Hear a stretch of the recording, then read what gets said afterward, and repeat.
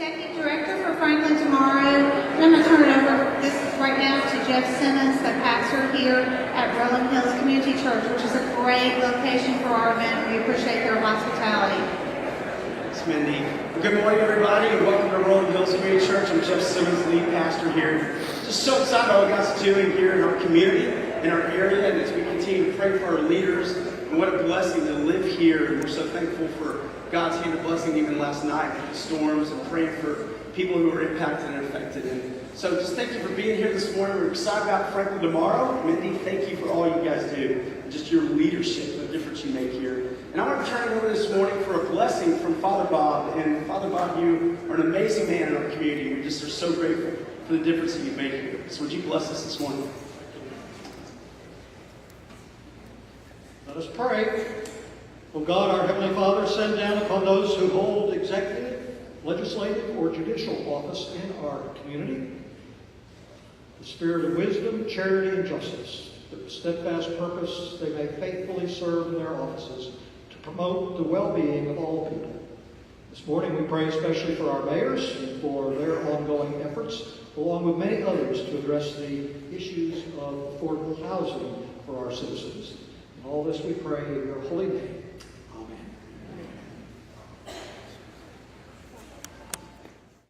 Bob didn't say either. Father Bob Cowperthwaite has been the lead rector at St. Paul's Episcopal Church for over 25 years.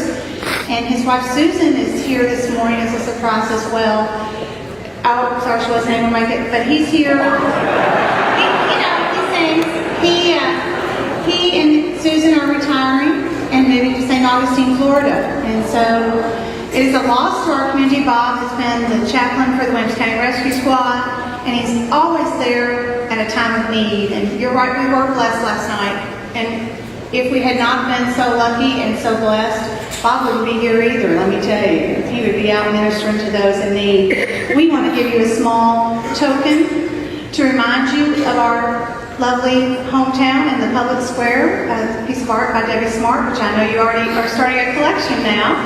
But also, I want to turn this over now to County Mayor Rogers Anderson and Franklin Mayor Ken Moore. Well, thank you, Mindy. Don't go anywhere. Keep standing up. You don't get too many opportunities to tell a minister to stand still.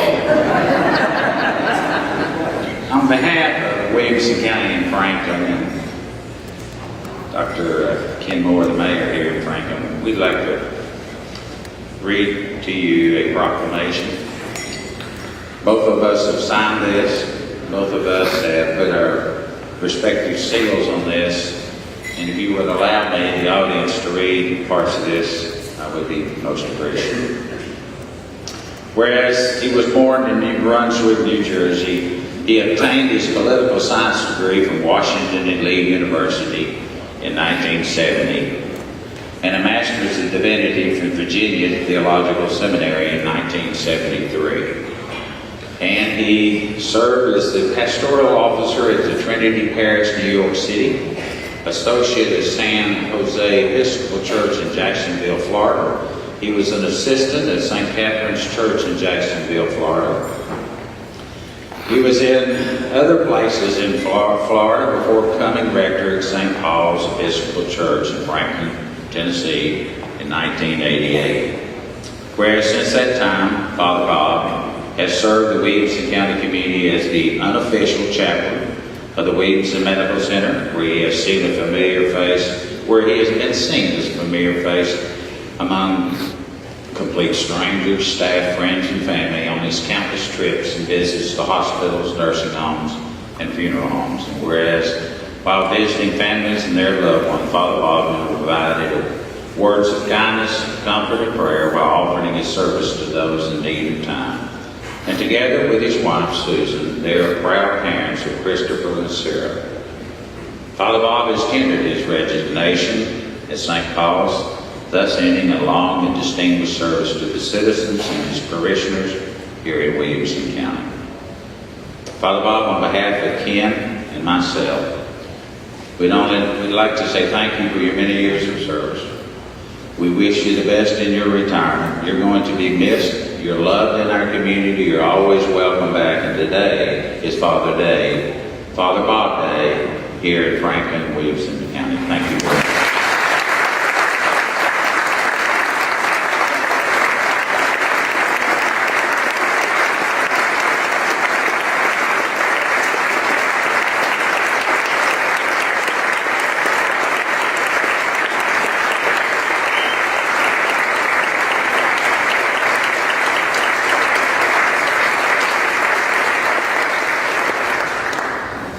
Just thank you. All I can say is that I have been blessed by being able to be a part of this community. And I thank you all for that.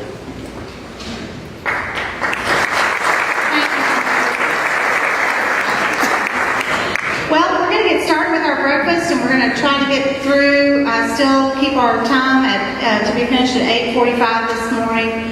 I want to, again, always as we do, thank our sponsors, starting with First Farmers, Craig Holland and his team, and then Tennessee Equine Hospital, Williamson Medical Center, Williamson County Association of Realtors, Puckett's Grocery. How was the yogurt bar this morning? Was that a good day? Fresh fruit, and of course World Cup Coffee. I want to give the mayors just 5 minutes to give us a quick update on what they've got going on, and then we'll get into the program. But before I do that, I'm going to ask everyone to take out their cell phone. Literally, please take out your cell phone today. We want to ask you to go to quickly, you can still pay attention to what the mayors are saying if you do this.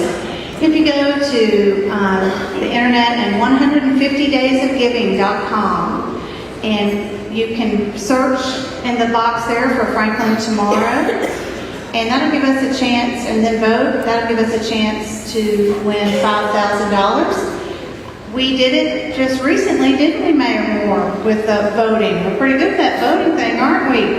Great. He likes now to only be referred to as the mayor of the greatest southern town. He's asked me to not refer to him anymore as Mayor Moore, just mayor of the greatest southern town. That's what he's going for. But we would love to ask you to vote for Franklin Tomorrow today on your cell phone and on your office computer at home, so that we can have that chance. And then we'll probably work with another group, maybe the Heritage Foundation or someone else, to see if we can marshal our forces again. I'll turn it over to the mayors, Mayor Moore and Mary. You want to be first? I've got one of these on. Well, good morning to you, and thanks for everybody being here. And I think this is such a timely subject, and obviously it's a timely subject for so many of you to come here today and listen about this housing needs assessment. I do know that there's some of our aldermen here this morning, and I can't see you, but if you're a city alderman, please stand up and be recognized that you're here today, and thanks for all you do for us.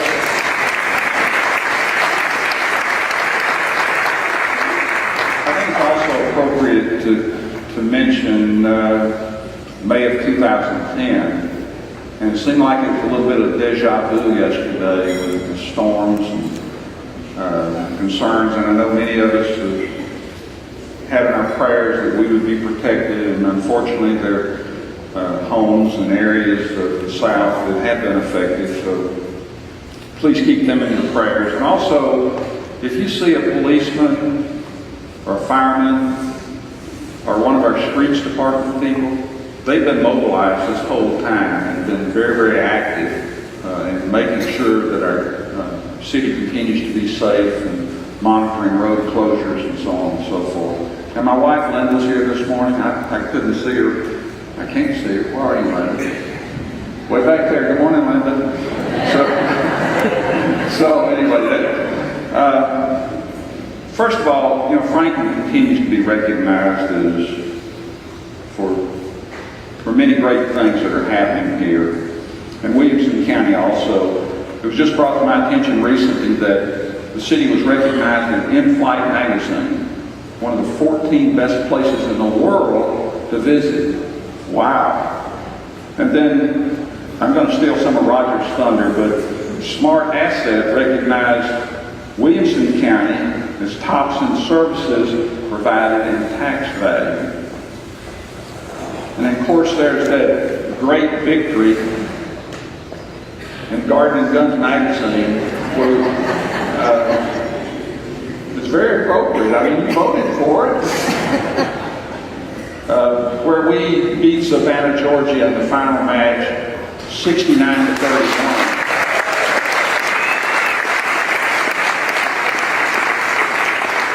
And Savannah had the opportunity to vote just as much as we did. But I think that's a real credit to our community, that our community was able to mobilize.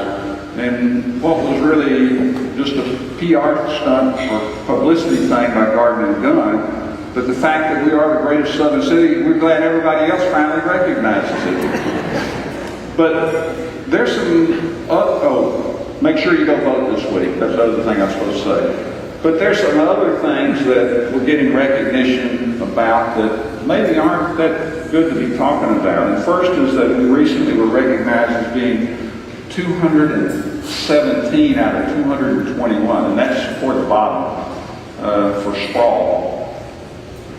Then we're regularly recognized for our traffic congestion, and also I frequently hear the comment, I can't afford to live in Franklin. I want to live in Franklin, I can't afford to live in Franklin. So these are some real problems that we need to address if we want to continue to be a strong economic center, not only for Tennessee, but that destination for where people want to live, work, raise a family. We have to address this housing diversity issue, and that's one of the reasons we've had this study commission. With so many of our workers coming from outside of Franklin, this should be a red flag to us.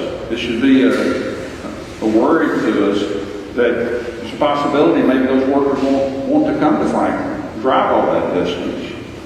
So I'd like to, we've not been neglecting the problem. It's just a very difficult problem to solve. And so we've had a number of things happening in our community and a number of organizations. And first is our housing commission. If you're a housing commission member, stand up and just hold your applause.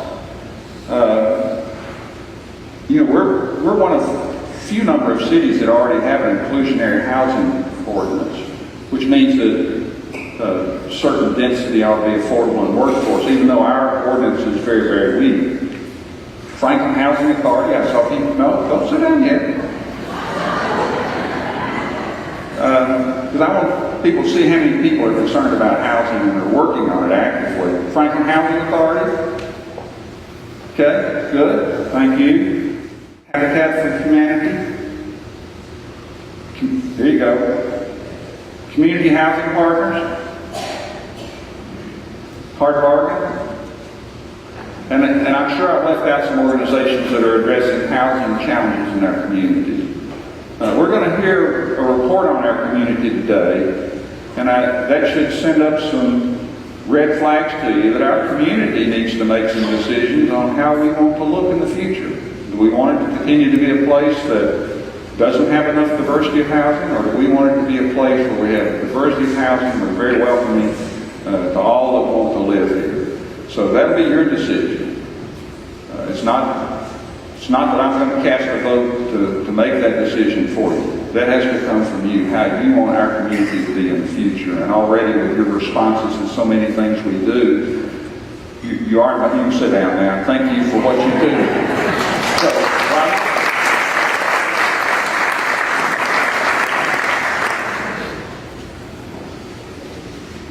As I prepared some remarks to address some of the things that go on in parallel with our cities. Many of you know we have 6 cities in our community. All of them are very important to the overall operation of Williamson County government. The common denominator in every city that we provide those services would be in the area of public education. Although I don't have a direct oversight of the Franklin Special School District, I know its director and its school board members provide quality education for our children inside those boundary lines. But in the Williamson County school side, which we are starting, we're about halfway through our budget processes, looking at what is continually coming to our community in terms of you bringing your children, our business expanding their their borders to hire more people, new businesses moving in. Matt Largent will tell you all the numbers of corporations, mom and pop operations that are trying to find ways to get into our market. Doesn't take you very long to drive around Franklin or Brentwood or Spring Hill Thompson Station. Spring Hill, Thompson Station, Fairview, Douglasville. If I left that one out, forgive me. But these major businesses that are looking at area for some of the things that Ken indicated, because we're either number one or number two. But we've got a quality of life here with men such as Father Bob, who brings so much to our community. Now look here on the front row, you see the Noon Rotary, the services that they provide, our 501c3 that provide the housing that you're going to hear a great deal about. But public education is a common denominator. That some 25 years ago, the decision was made to make this community, this county, one of the best for you to raise your children, if you so desire to do that. There is absolutely nothing wrong with our private schools. And many of you take that opportunity to have your children go to those schools. But in the public school sector, here's what we're looking at. In about mid-August of this year, some 60, 75, 90 days after the close of this year. We're faced with a daunting challenge again this year of over 1,150 new boys and girls coming in August over what we graduated out in May. Let that resonate in me. A high school generally in Williamson County is made up of 1,600 people. So we're going to pick up 1,150 new boys and girls that come into our schools. And they certainly don't come in packages of 25 and 50 to a school. They don't come that way. They come onesies and twosies, and I saw one of our business owners here this morning carrying around 2 little children in her stomach that she's going to have around July the 4th. So they comes in twosies all at one time. So it is a challenge. And how do we continue to provide those services? If I were to take a survey of you in the business community, listening to you here in a few moments, looking forward to that, how do we continue to provide what we've got in our cities and in our county for the next 10 years? All of us would have certain comments that we make to that. But the ultimate choice that we have as a community, and through forums like this, and through many others that we have, is to be able to try to answer that question like our forefathers and our foresisters did, and how they lined up. People like Mrs. Cross that engineered things that would help us all to be better leaders. Not that each and every one of you aren't leaders, but how do we continue this momentum going down the street at one big thing, and that's to make it affordable and keep it affordable. So it is important that we listen, we evaluate, you make decisions, I have to make decisions. Our elected leaders, you heard Ken earlier, it is so important for you to get out and study these candidates. Make sure that's who you want in your individual races. I love working with Ken. I love working with all of our cities. I'm not up here preaching. I'm just telling you with the challenges ahead of us as we continue to double in our population in the next 25 years. It is so critical that we make room and provide affordable avenues for many of our workers that will come here. Thank you very much. Minnie?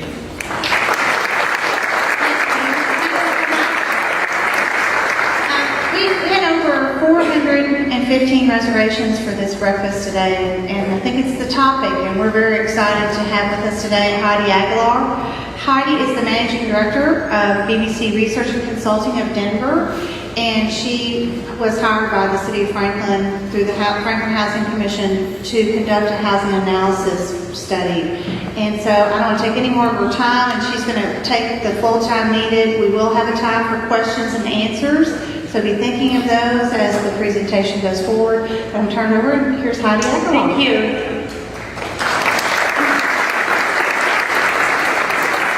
We can go ahead and get the slides up on the screen. Thank you for having me here on this wonderful spring day. It's so gorgeous and a lot nicer than Denver where it was snowing. So I'm very happy to be here. I'm happy to talk about housing.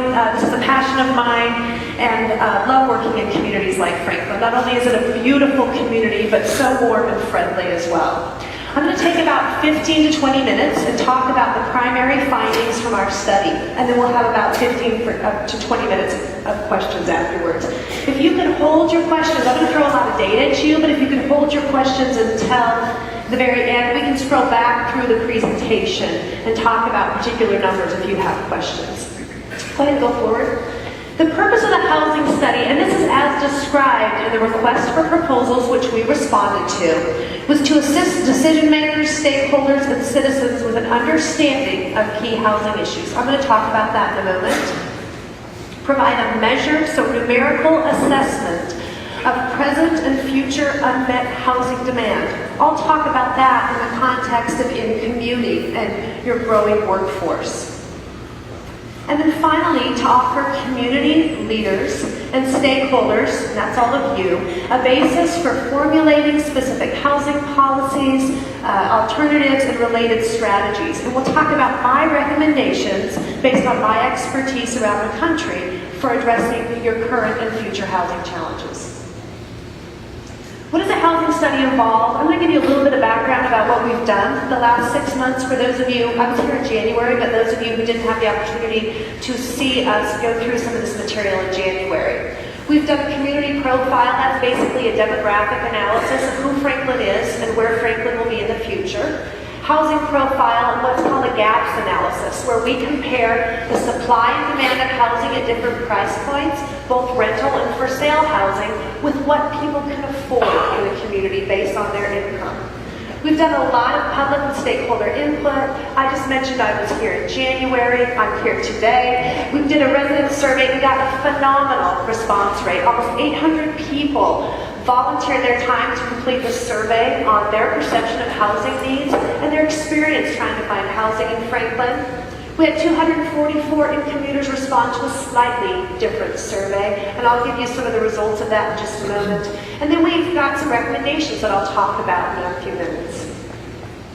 So today I'm going to talk about who is Franklin today, where are Franklin's current housing gaps, so where are people, what's the number of people who have needs today, where will Franklin be tomorrow, what type of housing do residents prefer, and finally, recommended strategies to meet needs, and then we'll have an opportunity for some discussion questions. So who is Franklin today? The 2012 population estimate from the U.S. Census put you at about 67,000 people, quite a fast-growing city over the last decade. Your largest gain in residents was residents between the ages of 45 to 64. And that's important because over the next 10 to 20 years, these residents will become seniors, and seniors have slightly different housing needs, especially as they age. The proportion, not the number, but the proportion of 25 to 44-year-olds, your core working population, the population of people who put down roots and have children and stay in the community declined. And that's partially related to fewer people in that age cohort moving in, but also your 45 to 64-year-olds growing in population. Your proportion of families with children also declined from 39 to 33%. That's a pretty big change. You had no change in your poverty rate. Really, really good news. Definitely bucked the trend from what we see in most cities. Your children, however, have the highest poverty rate at 12%. Very typical in a community for children to have a higher poverty rate than anyone else. Your growth over the next 25 years is expected to be strongest for your senior population and weakest for children. So you will, as many other cities around the country, you're going to see a very big shift in age cohorts and demographics over the next 25 years. When we think about how can I afford to live in Franklin and who can afford to live in Franklin, what does a renter need to make to afford the gross rent? That's the median gross rent. It's a little better measure than an average. $42,000 a year. And that's a pretty high salary. So if I'm a new college graduate, I'm single, haven't started a family yet, I want to live in Franklin, it's a little tough for me to afford to rent here. You have a very high-income renter population, however, so 60% of your renters can afford to live in Franklin, which is good news. But some struggle to live in your community. We estimated that about 1,300 of your renters, and these are the population that the Housing Authority would help primarily, for example, earn less than $25,000 a year, and it's really hard for them to afford to live in Franklin. But for some of your nonprofits, they couldn't live here. I get a lot of questions about who are these people? I don't see them on a daily basis. I'm not sure who they are in my community. And there are a lot of different versions of the working poor, but most are people who work in retail, in the service professions. They're earning $7 an hour. They may be single mothers or fathers with children at home. A lot of people are seniors, people with disabilities who are compromised in their ability to work. The homeownership in Franklin, homeownership rate is lower than in the state, and actually a lot lower than in the county. You are at 65%. And homeownership, so buying a home is very challenging for about half of your renters. 50% of your renters make less than $50,000 a year. And when we looked at the inventory of homes for them to buy in the last year, only 9% of those homes were affordable. So when we think of the homeownership gap, we compare that pool of renters to the pool of homes that they could choose from, and we look at the gap. And that gap in Franklin is 41 percentage points. Look at commuting. I think these numbers are really powerful, and it tells a definite story about what may happen in the future. You have about 50,000 workers employed by Franklin businesses. 43,000 of your workers commute into Franklin. Explains a lot of the traffic congestion, certainly that I experienced coming here this morning. That's 85% of your working population. That's a really pretty high proportion. 7,800 people live and work in Franklin. 85% of jobs are held by in-commuters. And 17,000 people have chosen to make Franklin their home, but they commute out of Franklin. Why don't in-commuters live in Franklin? So remember, we conducted a survey of about 250 in-commuters, and we asked them this question. 75% of them said, I would live in Franklin if I could. Then we asked a follow-up question, why don't you live in Franklin if you want to? And they said, I couldn't find an affordable single-family home to buy. Franklin's out of my price range.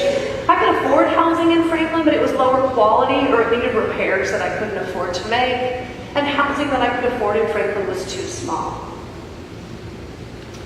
Let's think ahead to 2025, which is going to be here before we know it. 16,000 new workers are expected to find employment in Franklin.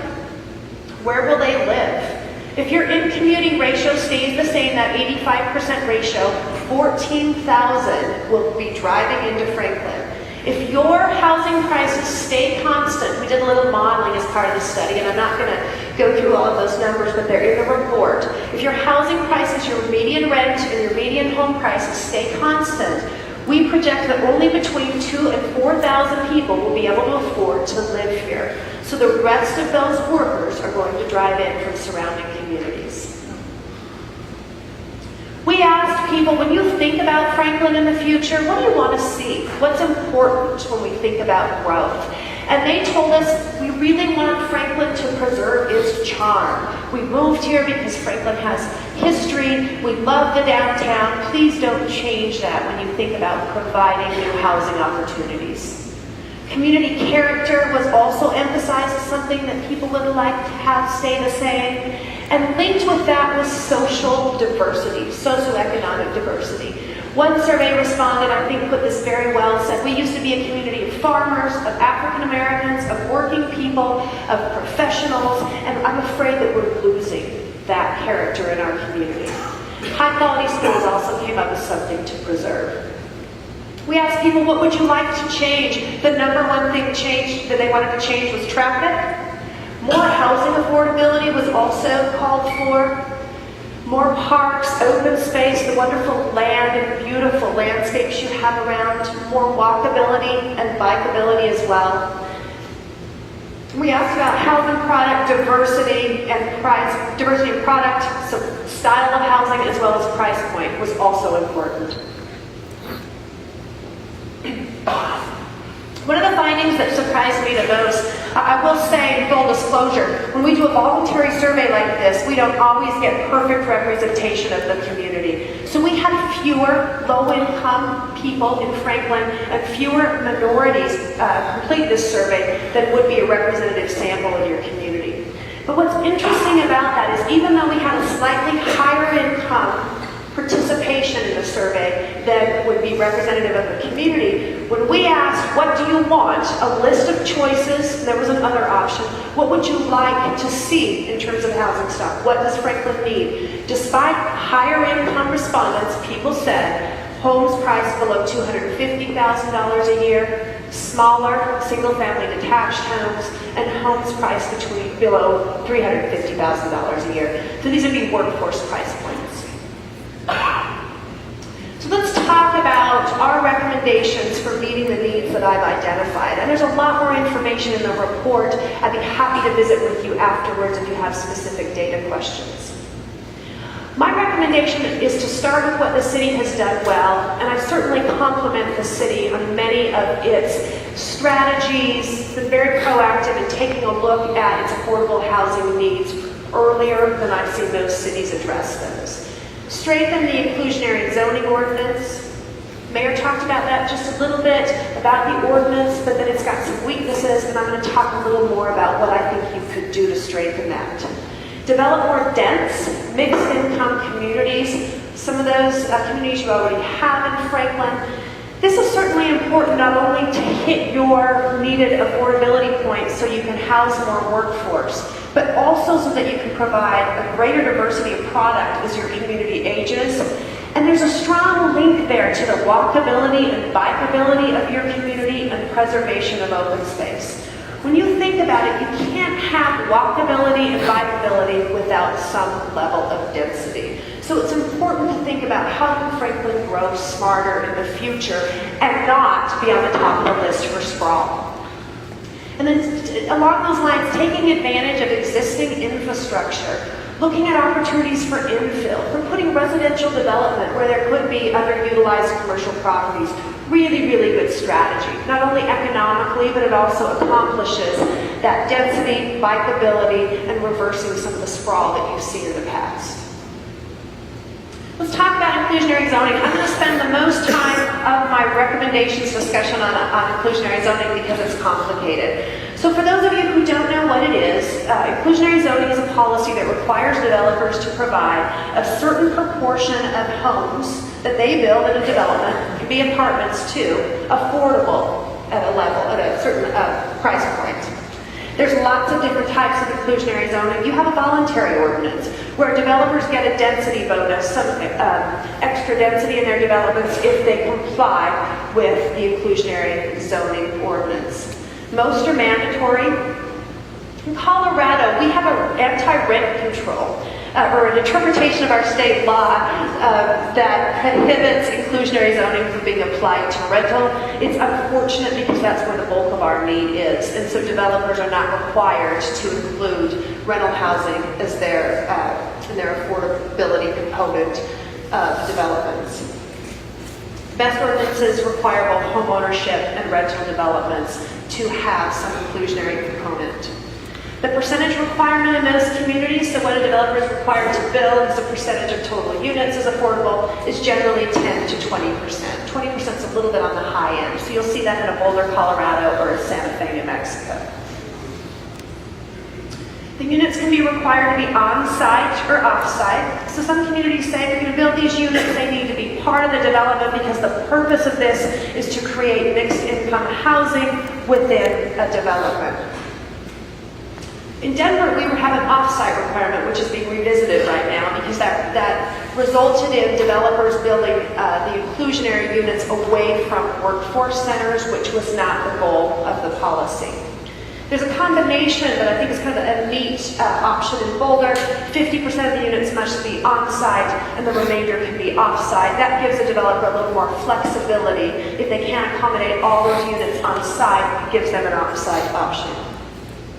There's a cash in lieu option that's part of most inclusionary ordinances. You have one as well. Basically, that gives developers the opportunity to pay rather than to fulfill their inclusionary requirement through the actual construction of the units. Almost every community has a cash in lieu fee that is lower, in my opinion, than what the subsidy would be between, or the differential between building that affordable unit and building a market rate unit, or the sales differential of those two. Chapel Hill actually has a very good model for a cash in lieu that reflects that accurate differential. Most inclusionary zoning ordinances, and this is actually something that you have to have in place to avoid a windfall, is a deed restriction or a covenant that's attached to that unit. So if I benefit from buying an affordable unit and I turn around and sell it, I can't sell it at a market rate because that wouldn't be fair. Then that subsidy that the developer has helped contribute and the public has helped contribute to make that unit affordable would be gone. So typically the unit has a capped appreciation. In many communities it's 3% a year, and that also counts for improvement. So if I improve my unit, I get to sell it at a higher rate that reflects the value of those improvements as well. Cities often provide bonuses or some kind of give to the developer for building those inclusionary units. Those can be fee waivers. They can be meaningful density bonuses, and by meaningful I mean they have to be real. So you can't offer the density bonus and then because of other requirements, because of neighborhood resistance, not let the developer fulfill that extra density. Lower parking requirements for very small units, especially with the growing trend, people are biking more, we see more one-car households. That's also becoming more common with these ordinances. Some ordinances target special needs. In Arvada, Colorado, which is a suburb of Denver, their ordinance targets visitable, accessible housing. So it's only for housing that's accessible for people with disabilities. It's typically a first right of refusal in the event of foreclosure. So if the unit goes into foreclosure, the city has the option to buy it. And some ordinances give preferences to workforce. This is very, very common in the Colorado mountains. It's something I would recommend that you consider. So in Colorado and our mountain communities, that inclusionary unit is available only to people who live and work. Sometimes you have to have participated in the workforce in the community for 4 years. I think that might be Aspen's requirement. You have to participate in the workforce in that community. There's a certain number of hours you have to be working, maybe 30 hours. Those individuals who are workers in the community get the first option to buy the unit, and then it might broaden to Williamson County and then broaden to the metro area if the units don't sell. So how can Franklin's ordinance be strengthened given all that I just told you about ordinances around the country and my opinion about what works? I would make the ordinance mandatory.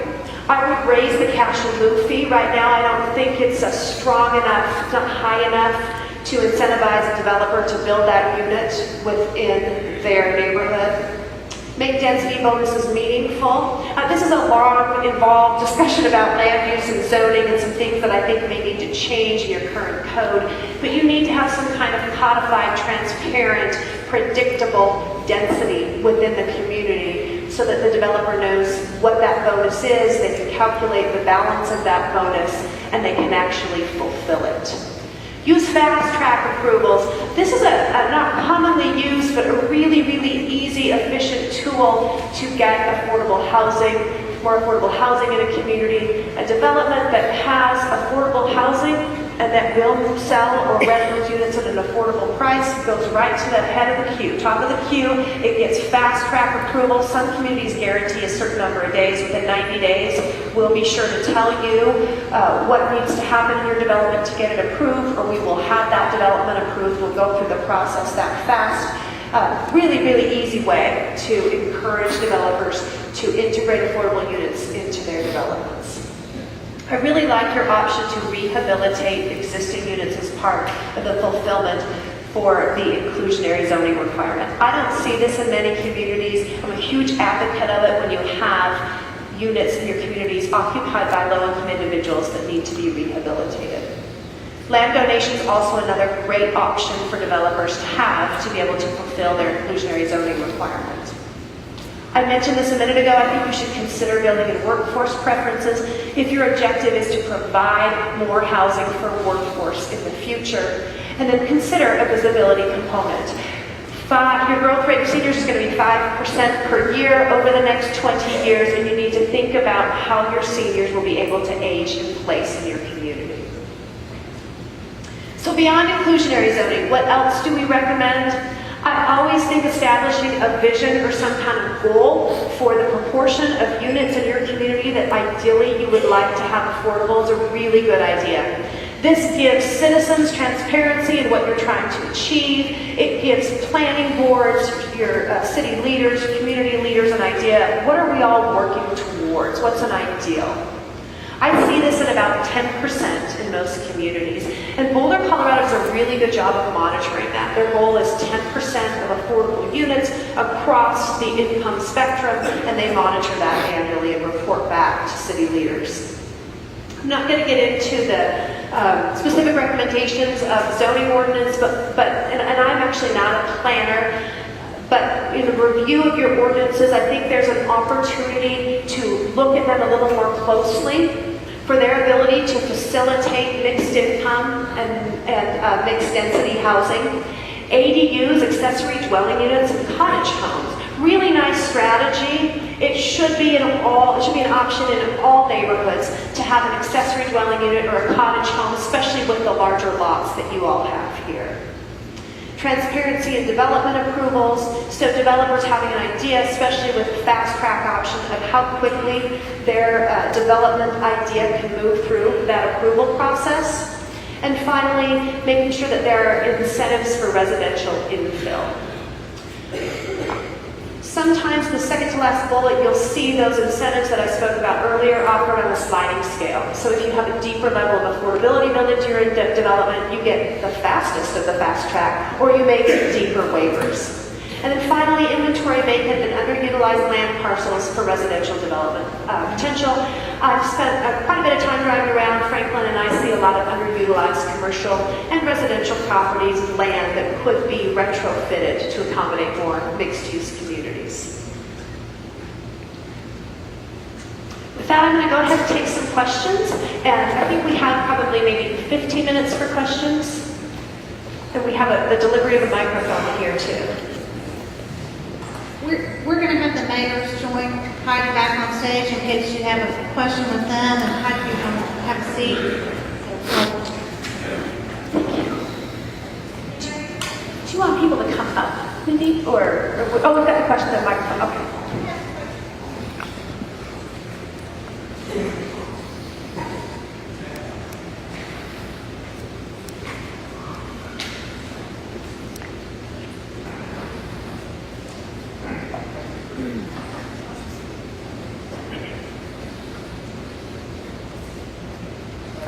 Your ideas and presentation is very well done, really well researched. My question is this: when you set up boards and governance structures to implement some of these good ideas, what's your experience in terms of the composition of those structures so that you don't have self-interest dominating the public interest? In other words, you've got a lot of ideas there which are excellent, but it means that developers have to take into account things other than just maximizing profit.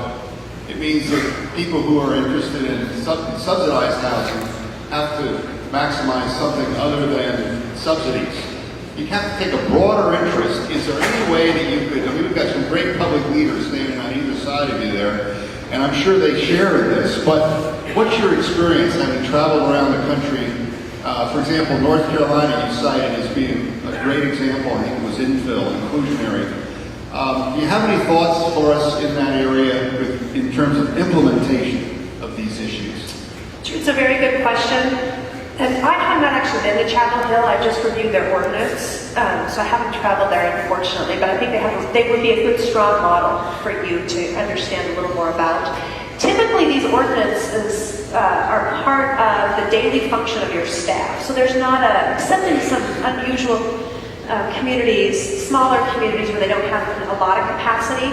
Once you get all of this in place, there's some monitoring of the compliance by staff, but I haven't seen very often an independent body outside. Even your housing commission, for example, would oversee perhaps they would monitor the proportion, the goal proportion that I talked about.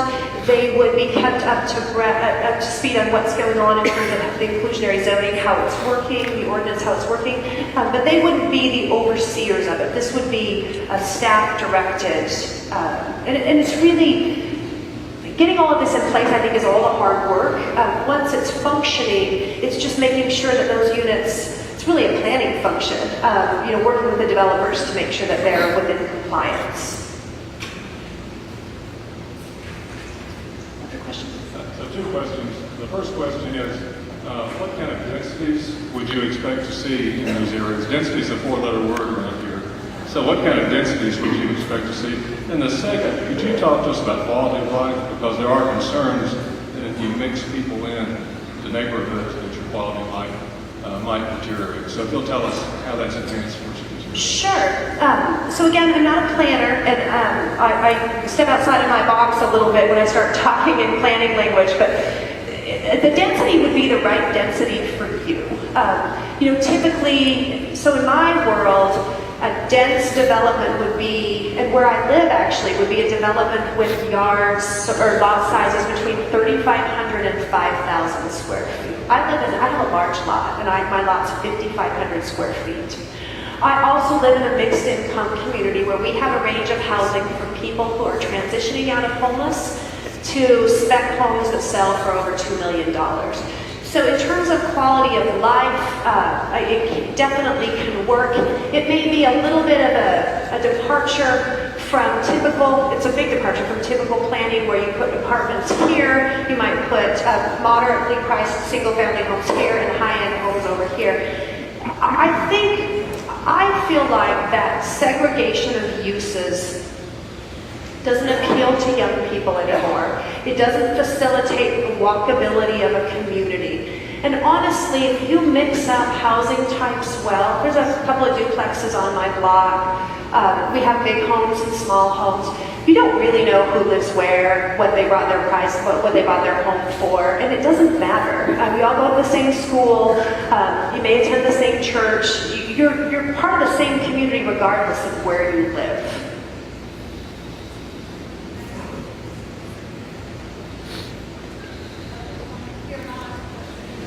Transfer of development rights is a concept to create open space while allowing for greater density, perhaps in the infill development.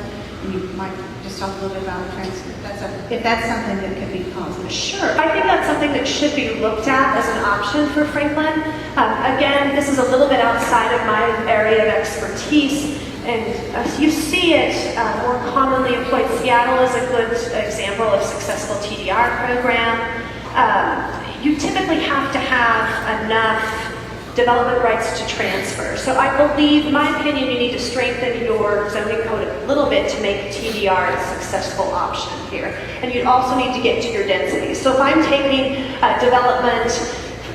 development out of a certain, or development right out of a certain parcel and preserving that for open space, I've got to put it somewhere else, which means I need to have, to be able to expand those densities in other parts of the community, because it's got to go somewhere. I moved to Franklin from a smaller southern middle Tennessee town, which shall go nameless. And your remark about staff implementation worries me, because where I moved from to Franklin, the people inside City Hall were definitely responsive to the status quo, to the way things have always been, to the people who have been in charge for generations, and they were not responsive to change and a vision to the future.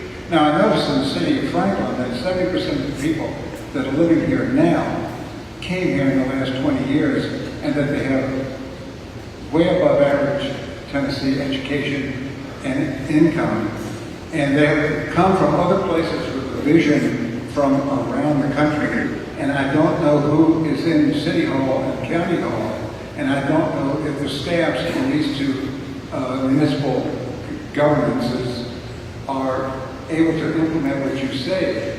That is to say that the staff is responsive to the future, with a vision of the future, and not responsive to entrenched interests. Worries me.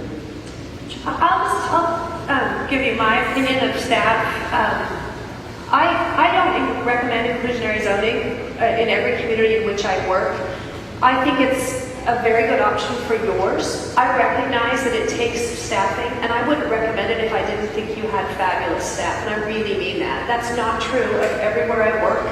It's not true of most places where I work, but I feel like your governance structure, and I haven't done an in-depth review of that. Again, that's out of my area of expertise. But I wouldn't have recommended it if I didn't think that you could successfully implement, and that I feel like you have good leadership. I feel like you have smart staff.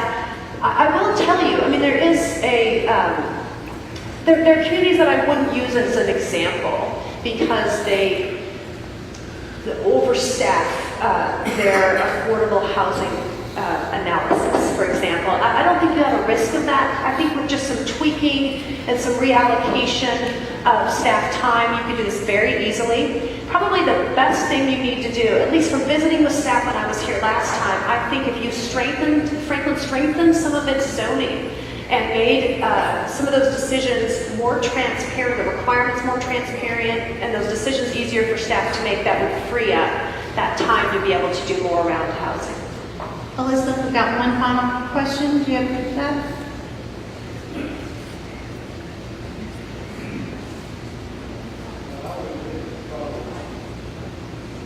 I always get into trouble when I talk about housing because I am a developer, but I've built affordable housing in Cookville, I've built affordable housing in Columbia, Tennessee, and I struggle with it maybe here. It's not because of staff, because they try to work very, very carefully with it, but it's just been very difficult because of the price of land in Franklin, and that's just the situation. It's just very tough, and we may continue to try to do some more. I'm doing some out on the east side of town now with Goodoff. It's working very nicely. But it's just been, it's very rigorous to try to get through the problems in Franklin. And I'm not disputing anybody's authority, but in some places where they more land, cheaper land, more affordable land, and just the same welcome as here, it's easier to do things. So we've had to struggle in this county, in this city, to do things you suggest. Thank you so much, and please thank Heidi for coming in from Denver to get this presentation.